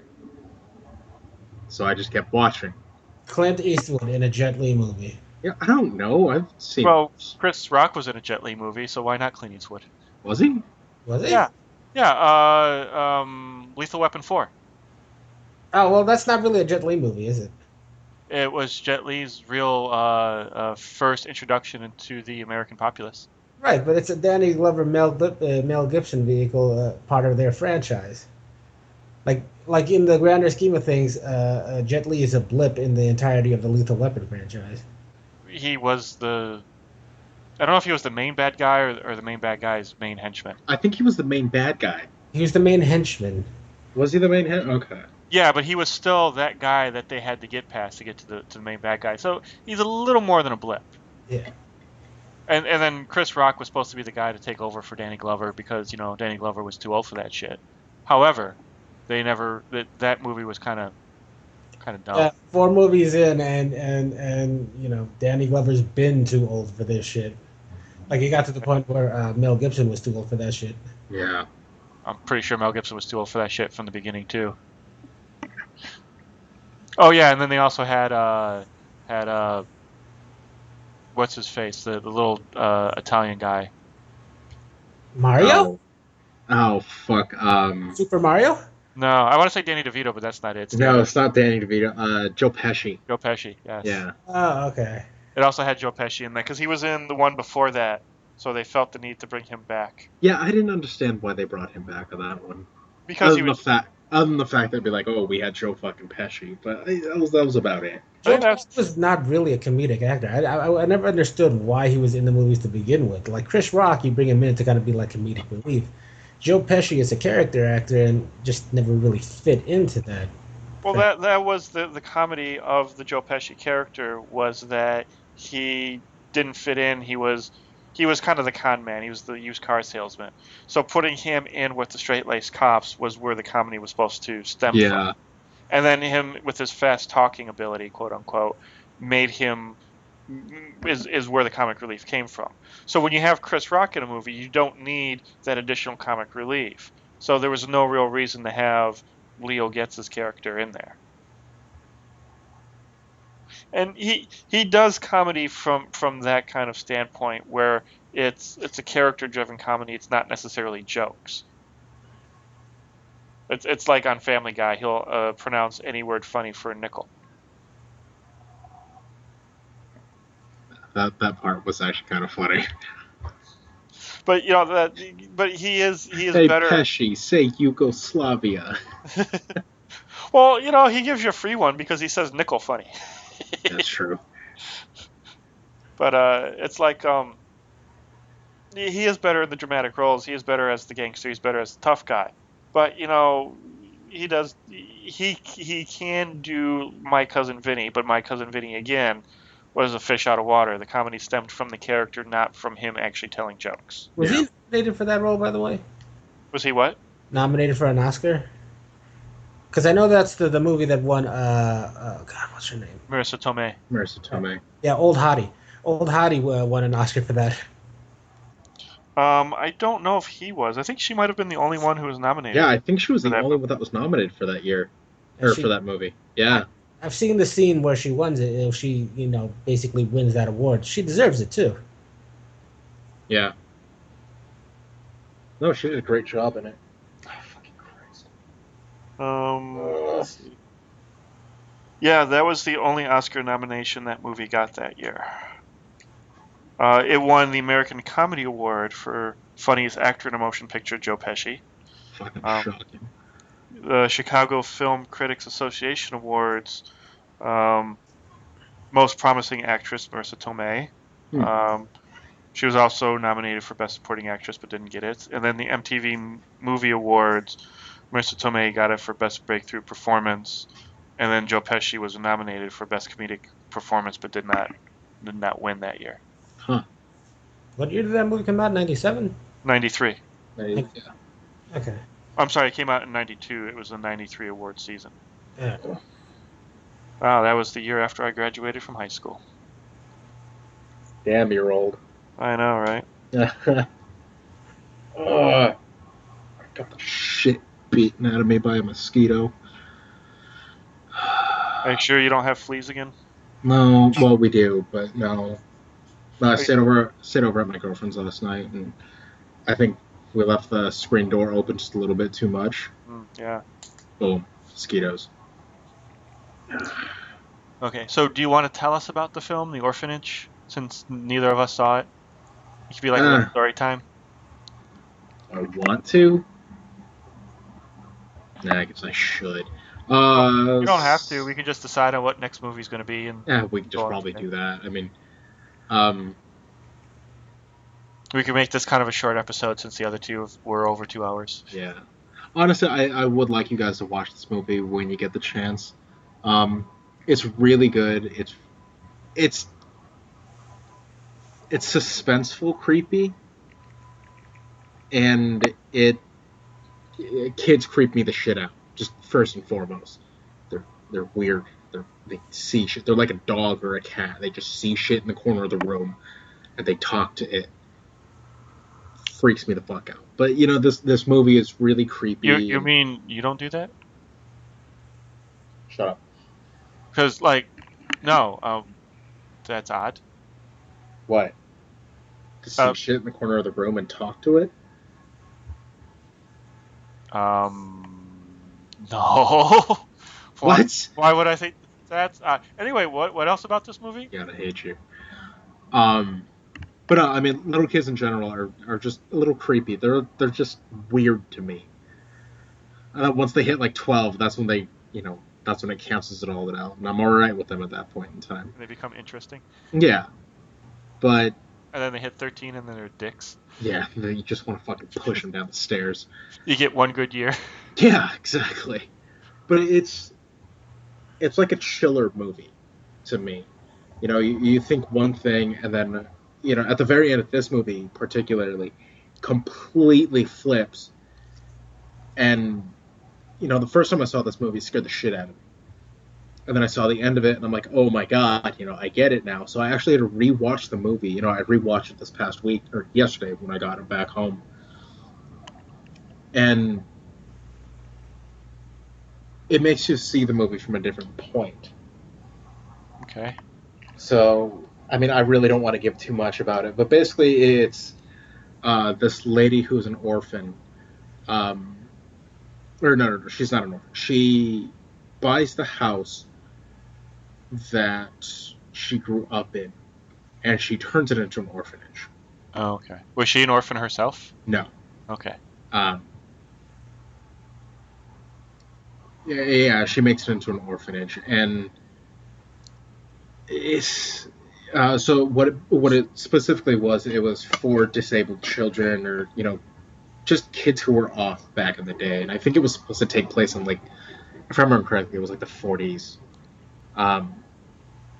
And so, kids with anything, they're just a little bit slow. Boom, they would go to a house like this. Or, it was this person who's trying to fill this void in her life, and it's because of one of her children had died at a young age. And so you see this woman trying to do anything and everything to fill that void. Don't laugh at that, Alex. And so... You gotta give me one, man. No, why would I? Because you say shit like that? Going on. It's what happens. Anyway.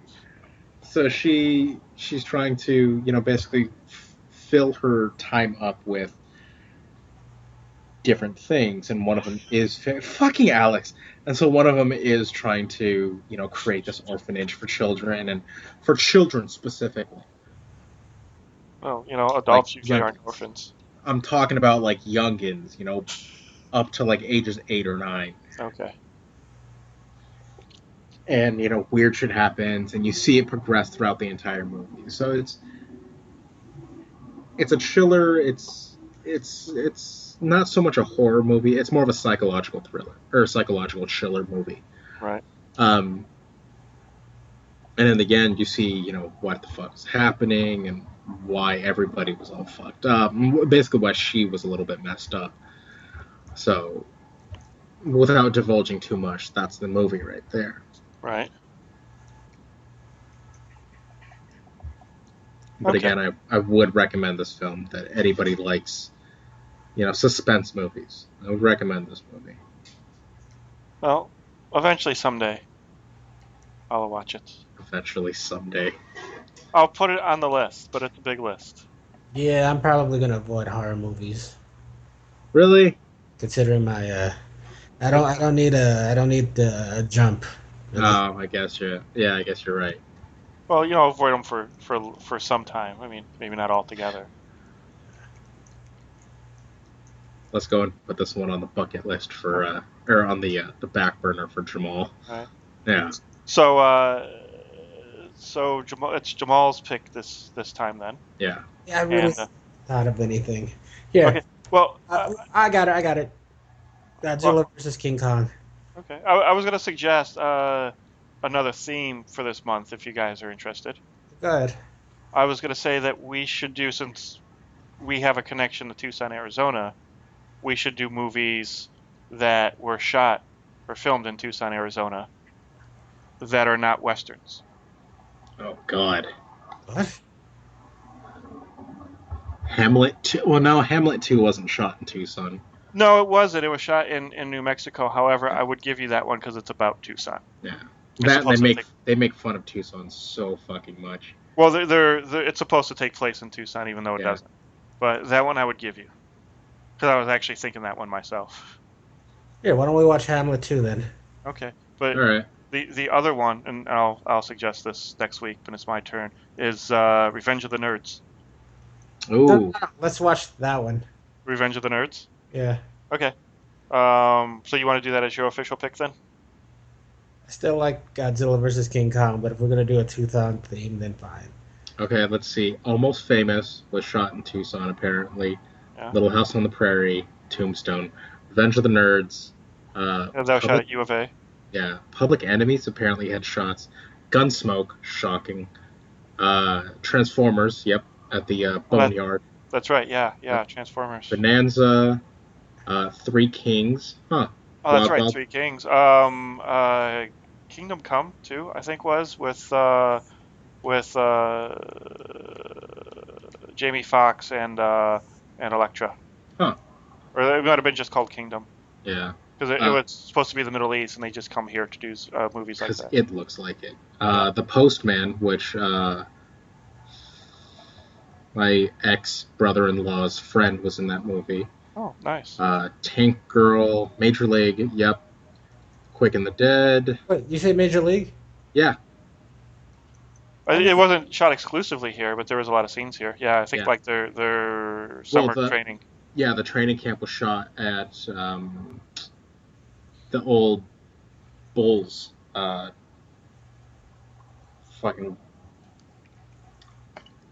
Colorado Rockies. It was at the Colorado Rockies training camp. Yeah. I mean, I've been there a million times as well. Let's see, Cannonball Run. Fuck, Tucson actually has a really long list of non-Western movies. Yeah. Yeah. Yeah, this was back in the day, because it's becoming election day, or election day is coming up. Really? Hey Dude had shots in Tucson? Yeah. I think they were at a dude ranch just outside of Tucson, weren't they? I don't know. But it's elections are coming up. It's going to be November here in a day. So like, I really hope that politicians start getting their heads out of their asses and realize that if they start doing tax breaks for movies will come here and then give an influx of not only money to the city, much needed, because our only revenue is traffic violations right now, but also give people like Jamal and I an opportunity to actually work in the film industry out here in Tucson, Arizona. Yeah, because it's pretty much left LA. Yeah, because it's right next door to Los Angeles. It's a 8-hour, 10-hour drive from LA. I mean, what was that David Duchovny movie that was shot here a couple years ago? Like Sheep or something? Oh yeah, Ghost. That's what it was. So like, we're right next door to LA. We're like a 10-hour drive, like not even a 2-hour flight, like hour flight, hour and a half flight, something like that. So like, it would be very convenient. Like Breaking Bad totally could have been shot here. Like, there was nothing about Albuquerque that was specific to the storyline of Breaking Bad other than it was in the desert. Yeah. And Tucson could have fit that bill even better, because Tucson is actually a pretty big meth distribution hub. I mean, so is New Mexico. Yeah, but we're a border town, and because of which we have a bunch of gangs here that all work together for That's a common true. goal. Yeah. And B, we import and export so much of that shit. And there are so many meth houses here that it's unbelievable. people don't even realize. I talk to them about this all the time and I'm sure I sound like a regular kind of taxi driver when I talk about this kind of shit to these people, but I talk to them about it all the time and they're all like, "Oh, really? I never knew that." Yeah, that's true. Yeah. But so what was the pick that you wanted to do? Did you want to do Revenge of the Nerds? Do you want to do Godzilla versus what's his face? Jamal? Now that I've heard that list of films, I'm going to say. God, what's a good one there? Major League. I haven't seen that in a while, and it's a fun movie. Okay. We can do that. That is a fun movie. I love that movie. Yeah. Charlie Sheen at the top of his acting game before, he publicly went crazy. He started winning. Yeah. Well, I hear he was like a big old dick to begin with, from basically the beginning. His dad being a movie star and all. So Yeah. I'm sure that just added to him being a douche. But this was a pretty good movie for him. It was a good movie, yeah. Yeah, he did a very good job in the lead role. Yeah. He carried it very well.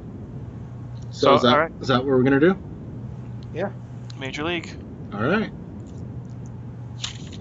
All right. Well, I would like to thank Jamal Alexander for joining us here today. I know you were a little bit on the fence on whether you're going to show up today, so I'm glad everything worked out for you in that regards. And I'd like to thank two guys for the world. I'm sorry, what was that? I wouldn't have missed talking to you two guys for the world. Yay. Well, we would talk to you regardless. I did come and visit you in the hospital. Yeah, you're awesome for that. Thank you. I appreciate that. I make fun of you a lot on the show, but I do care about you. I care about you guys too. I got a little weepy-eyed when you got all sad when your doctor said there was nothing they could do for you. Yeah. Jesus. Well, he didn't say that, but I did get a little weepy-eyed there. Do you really want to know what Alex told me when he texted me? What? He said that your blood is too fat to pump in your heart. That was the last text I ever received before I went into the goddamn Before you forest. went dark? Yeah, before I went into the forest, was that Jamal's blood is too fat to pump through his heart. I'm like, what the fuck? And then I went black for 3 days. See, I was hoping you would ask a follow-up question on that, because that's when I would have given you the gravy comments. Do you still love him, Jamal? Yes. Thank you so much. You're not completely out of the woods yet, right? I know. Yeah. I think things are about to get a little bit riskier from here on out. Well, keep Mario and I in the loop, and I'll come and visit you in the hospital if you have to do another stay. And I make fun of you because this is my way of coping with things, is to make fun of it. I know. But I do care for you in a completely platonic way that a guy can care for a fat man. Yay! Okay, all right. And we do support you, and anything that we can do to help you out in this situation, let us know. And yeah, if there's anything I can do, man, I know it's not much I can do from this far away, but I'm planning on coming back at the end of this year for a couple of days. If there's, I'll come help. And definitely, if you have to do a show from the hospital bed, we'll figure out a way to do that. Yeah, that'd be cool. Hospitals don't have the best Wi-Fi, but we'll figure it out. Damn it. Okay. Yeah. Okay. So, and anybody who wants to wish Jamal well can go on over to our website, mof.ninja, and you can leave a comment to say that, that you support Jamal and that you wish him the best of health. Or you can be like that dick on YouTube who thinks you're my gay lover. And What? who also thinks you're Hispanic. Yeah. Yeah, our first comment of our reaction videos was the guy who said, "You and your gay Hispanic lover don't really react to much, do you?" That's fucking awesome. We're not. Well, Jamal's not Hispanic, first off, and to my knowledge, he's not gay. At least he's not my gay lover. And if you are, that's fine. And if you're not, that's fine. There's nothing wrong with either one of those choices. Okay. Or, You know it's damn not. well which one I am. So regardless, it was a little insensitive for him to say, but as far as YouTube comments go, it was actually quite tame. So That's really fucking funny, though. I'll take that. I know my brother has commented on a few of the episodes. I haven't gone through and read any of the comments yet, but I plan on doing that later today. And I still have another video that I haven't posted yet, which I'll probably do Monday. And if you're up to it on Monday, we can record some more stuff. I'm in. Okay. What? Am I going to be included in on this? When you come, because we're doing it on YouTube, so it's video. So when you come to Tucson, you can join in with us and comment on stuff. Fair enough. And I'm working on setting us up a little studio in the apartment here, so you can come over and have a slightly more professional look than just a camera on a crappy little computer. Okay. So all right. So thank you also, Mario, for joining us. I know we had to work around your schedule because you were apparently in a dead zone. What? You say it like that's my fault. Incommunicado. You're the one who chose to go to the woods. It was fun. And you didn't bring a satellite phone with you, so yeah, it is kind of your fault. Oh yeah, like I'm gonna have to spare $900 to drop on a fucking satellite phone. You keep the receipt and you return it when you get back. Oh, I'm gonna do the Walmart purchase? Yes, this isn't what I thought it was. Sorry, you're gonna have to take it back. It's I'm alright. not satisfied with it. No. So thank you guys for joining us, and like I said, go on over to mof.ninja and wish Jamaal well, and yell at Mario for not having a satellite phone. I don't like you anymore. I'm pretty sure you never liked me to begin with. Oh, I did. Especially when you bounced off me that day when you ran at me. Oh my god. I did not expect that to happen. How did you think that was going to end badly or end well for you? I didn't think it was going to end well. I just didn't think that particular scenario was what was going to play out.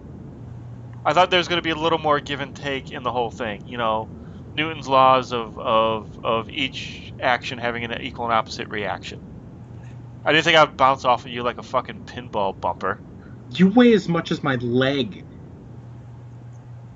Yeah, I thought there was going to be more of a like how you jump into like a pile of leaves. The pile of leaves doesn't bounce you off of it. You just kind of get encompassed by it. I thought I was going to get encompassed by your fat.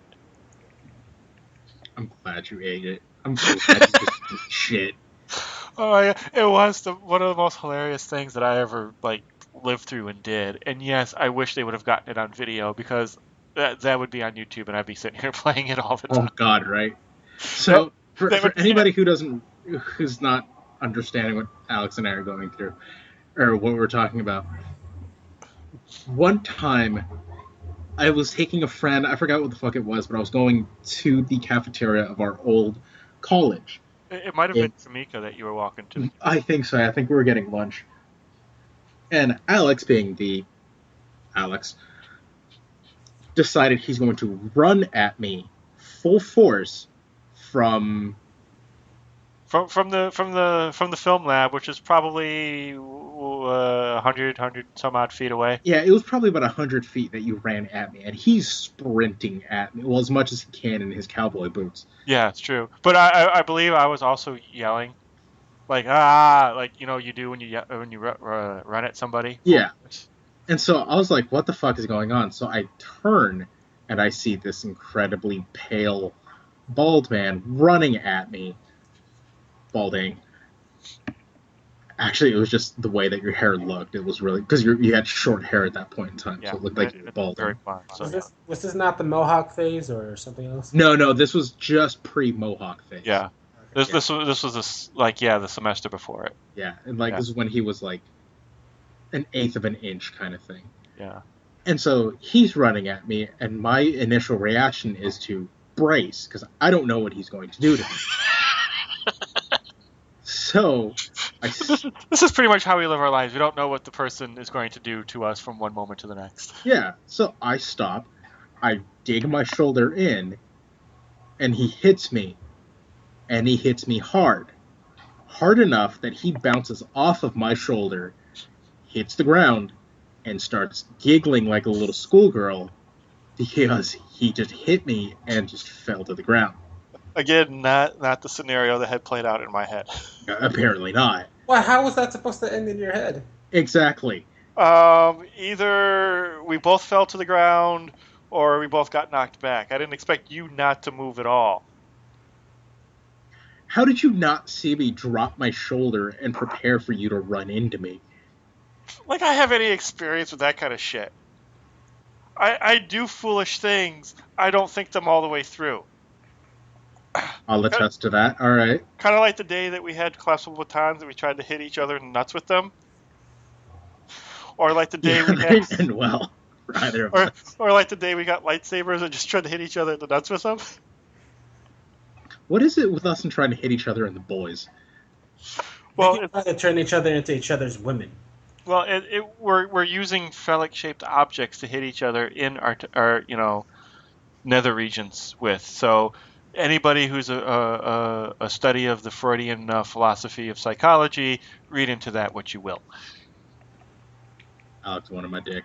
But you bouncing off of Hey, you gave just as good as you got there, Missy. It's true. So Alex ran into me, bounced on the ground, and it was great because he didn't just like bounce, hit the ground, and just lay there. No, he bounced, hit the ground, curled up like a shrimp, and was laughing his ass off. Well, I think I slid a little bit too. Yeah, you probably bounced off you, flew back, hit the ground, slid, and I curled up into the fetal position because A, I wasn't sure how far I was going to slide, and B, I was laughing so hard. And so while all this is happening, we looked to our side, was my right, his left, and there were people shooting something. I think it was something for the college, and they saw the entire thing happen and started laughing.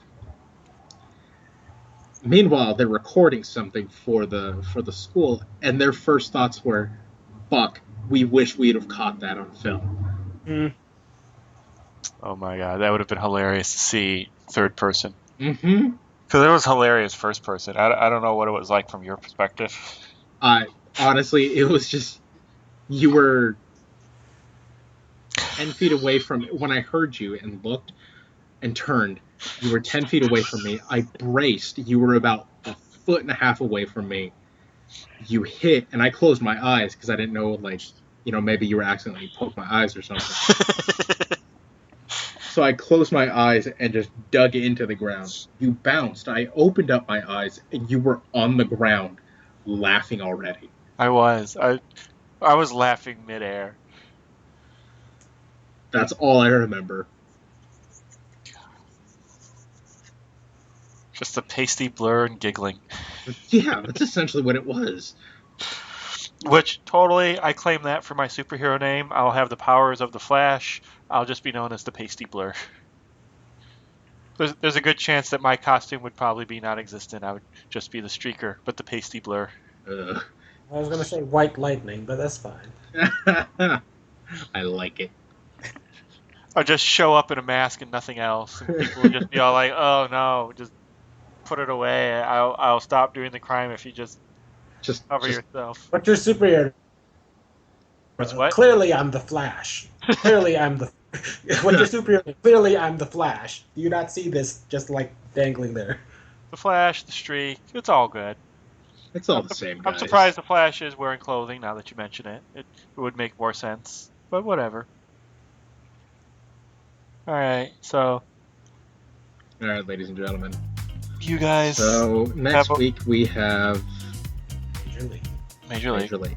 And you guys go and have yourselves a nice and safe holiday week. And since we're recording on the what is today? Halloween. Yeah. I forgot. Oh, jeez. I think this is the closest to the actual time that I debut the show that we've actually recorded it. Yeah, I think it is. I mean, I do the editing in one day on a Sunday anyway, so it's not that big a deal, but just kind of funny. I feel like a little more pressure because of it. Or baby. I know, right? Not that there's much to edit here. Yeah, you're just gonna... Oh, there you go, 2 hours done. Mostly I have to edit out the 2 pee breaks you guys had. Well, hey, if you don't quit now, it's gonna be a third. Okay. I was about to say, I have a diuretic going through me right now. It's probably best if we ended this now. Yeah, and I But- just downed like 64 ounces right now, so I'm dumb. Oh, So I shouldn't ask you about the gun that you had to give your girlfriend? you're a bitch. All right. I'll talk to you guys later. Later, guys. Hi, guys. Join the makers each week as they discuss film, TV, and pop culture. To learn more about them, go to mof.ninja. This is Sean Connery saying goodbye.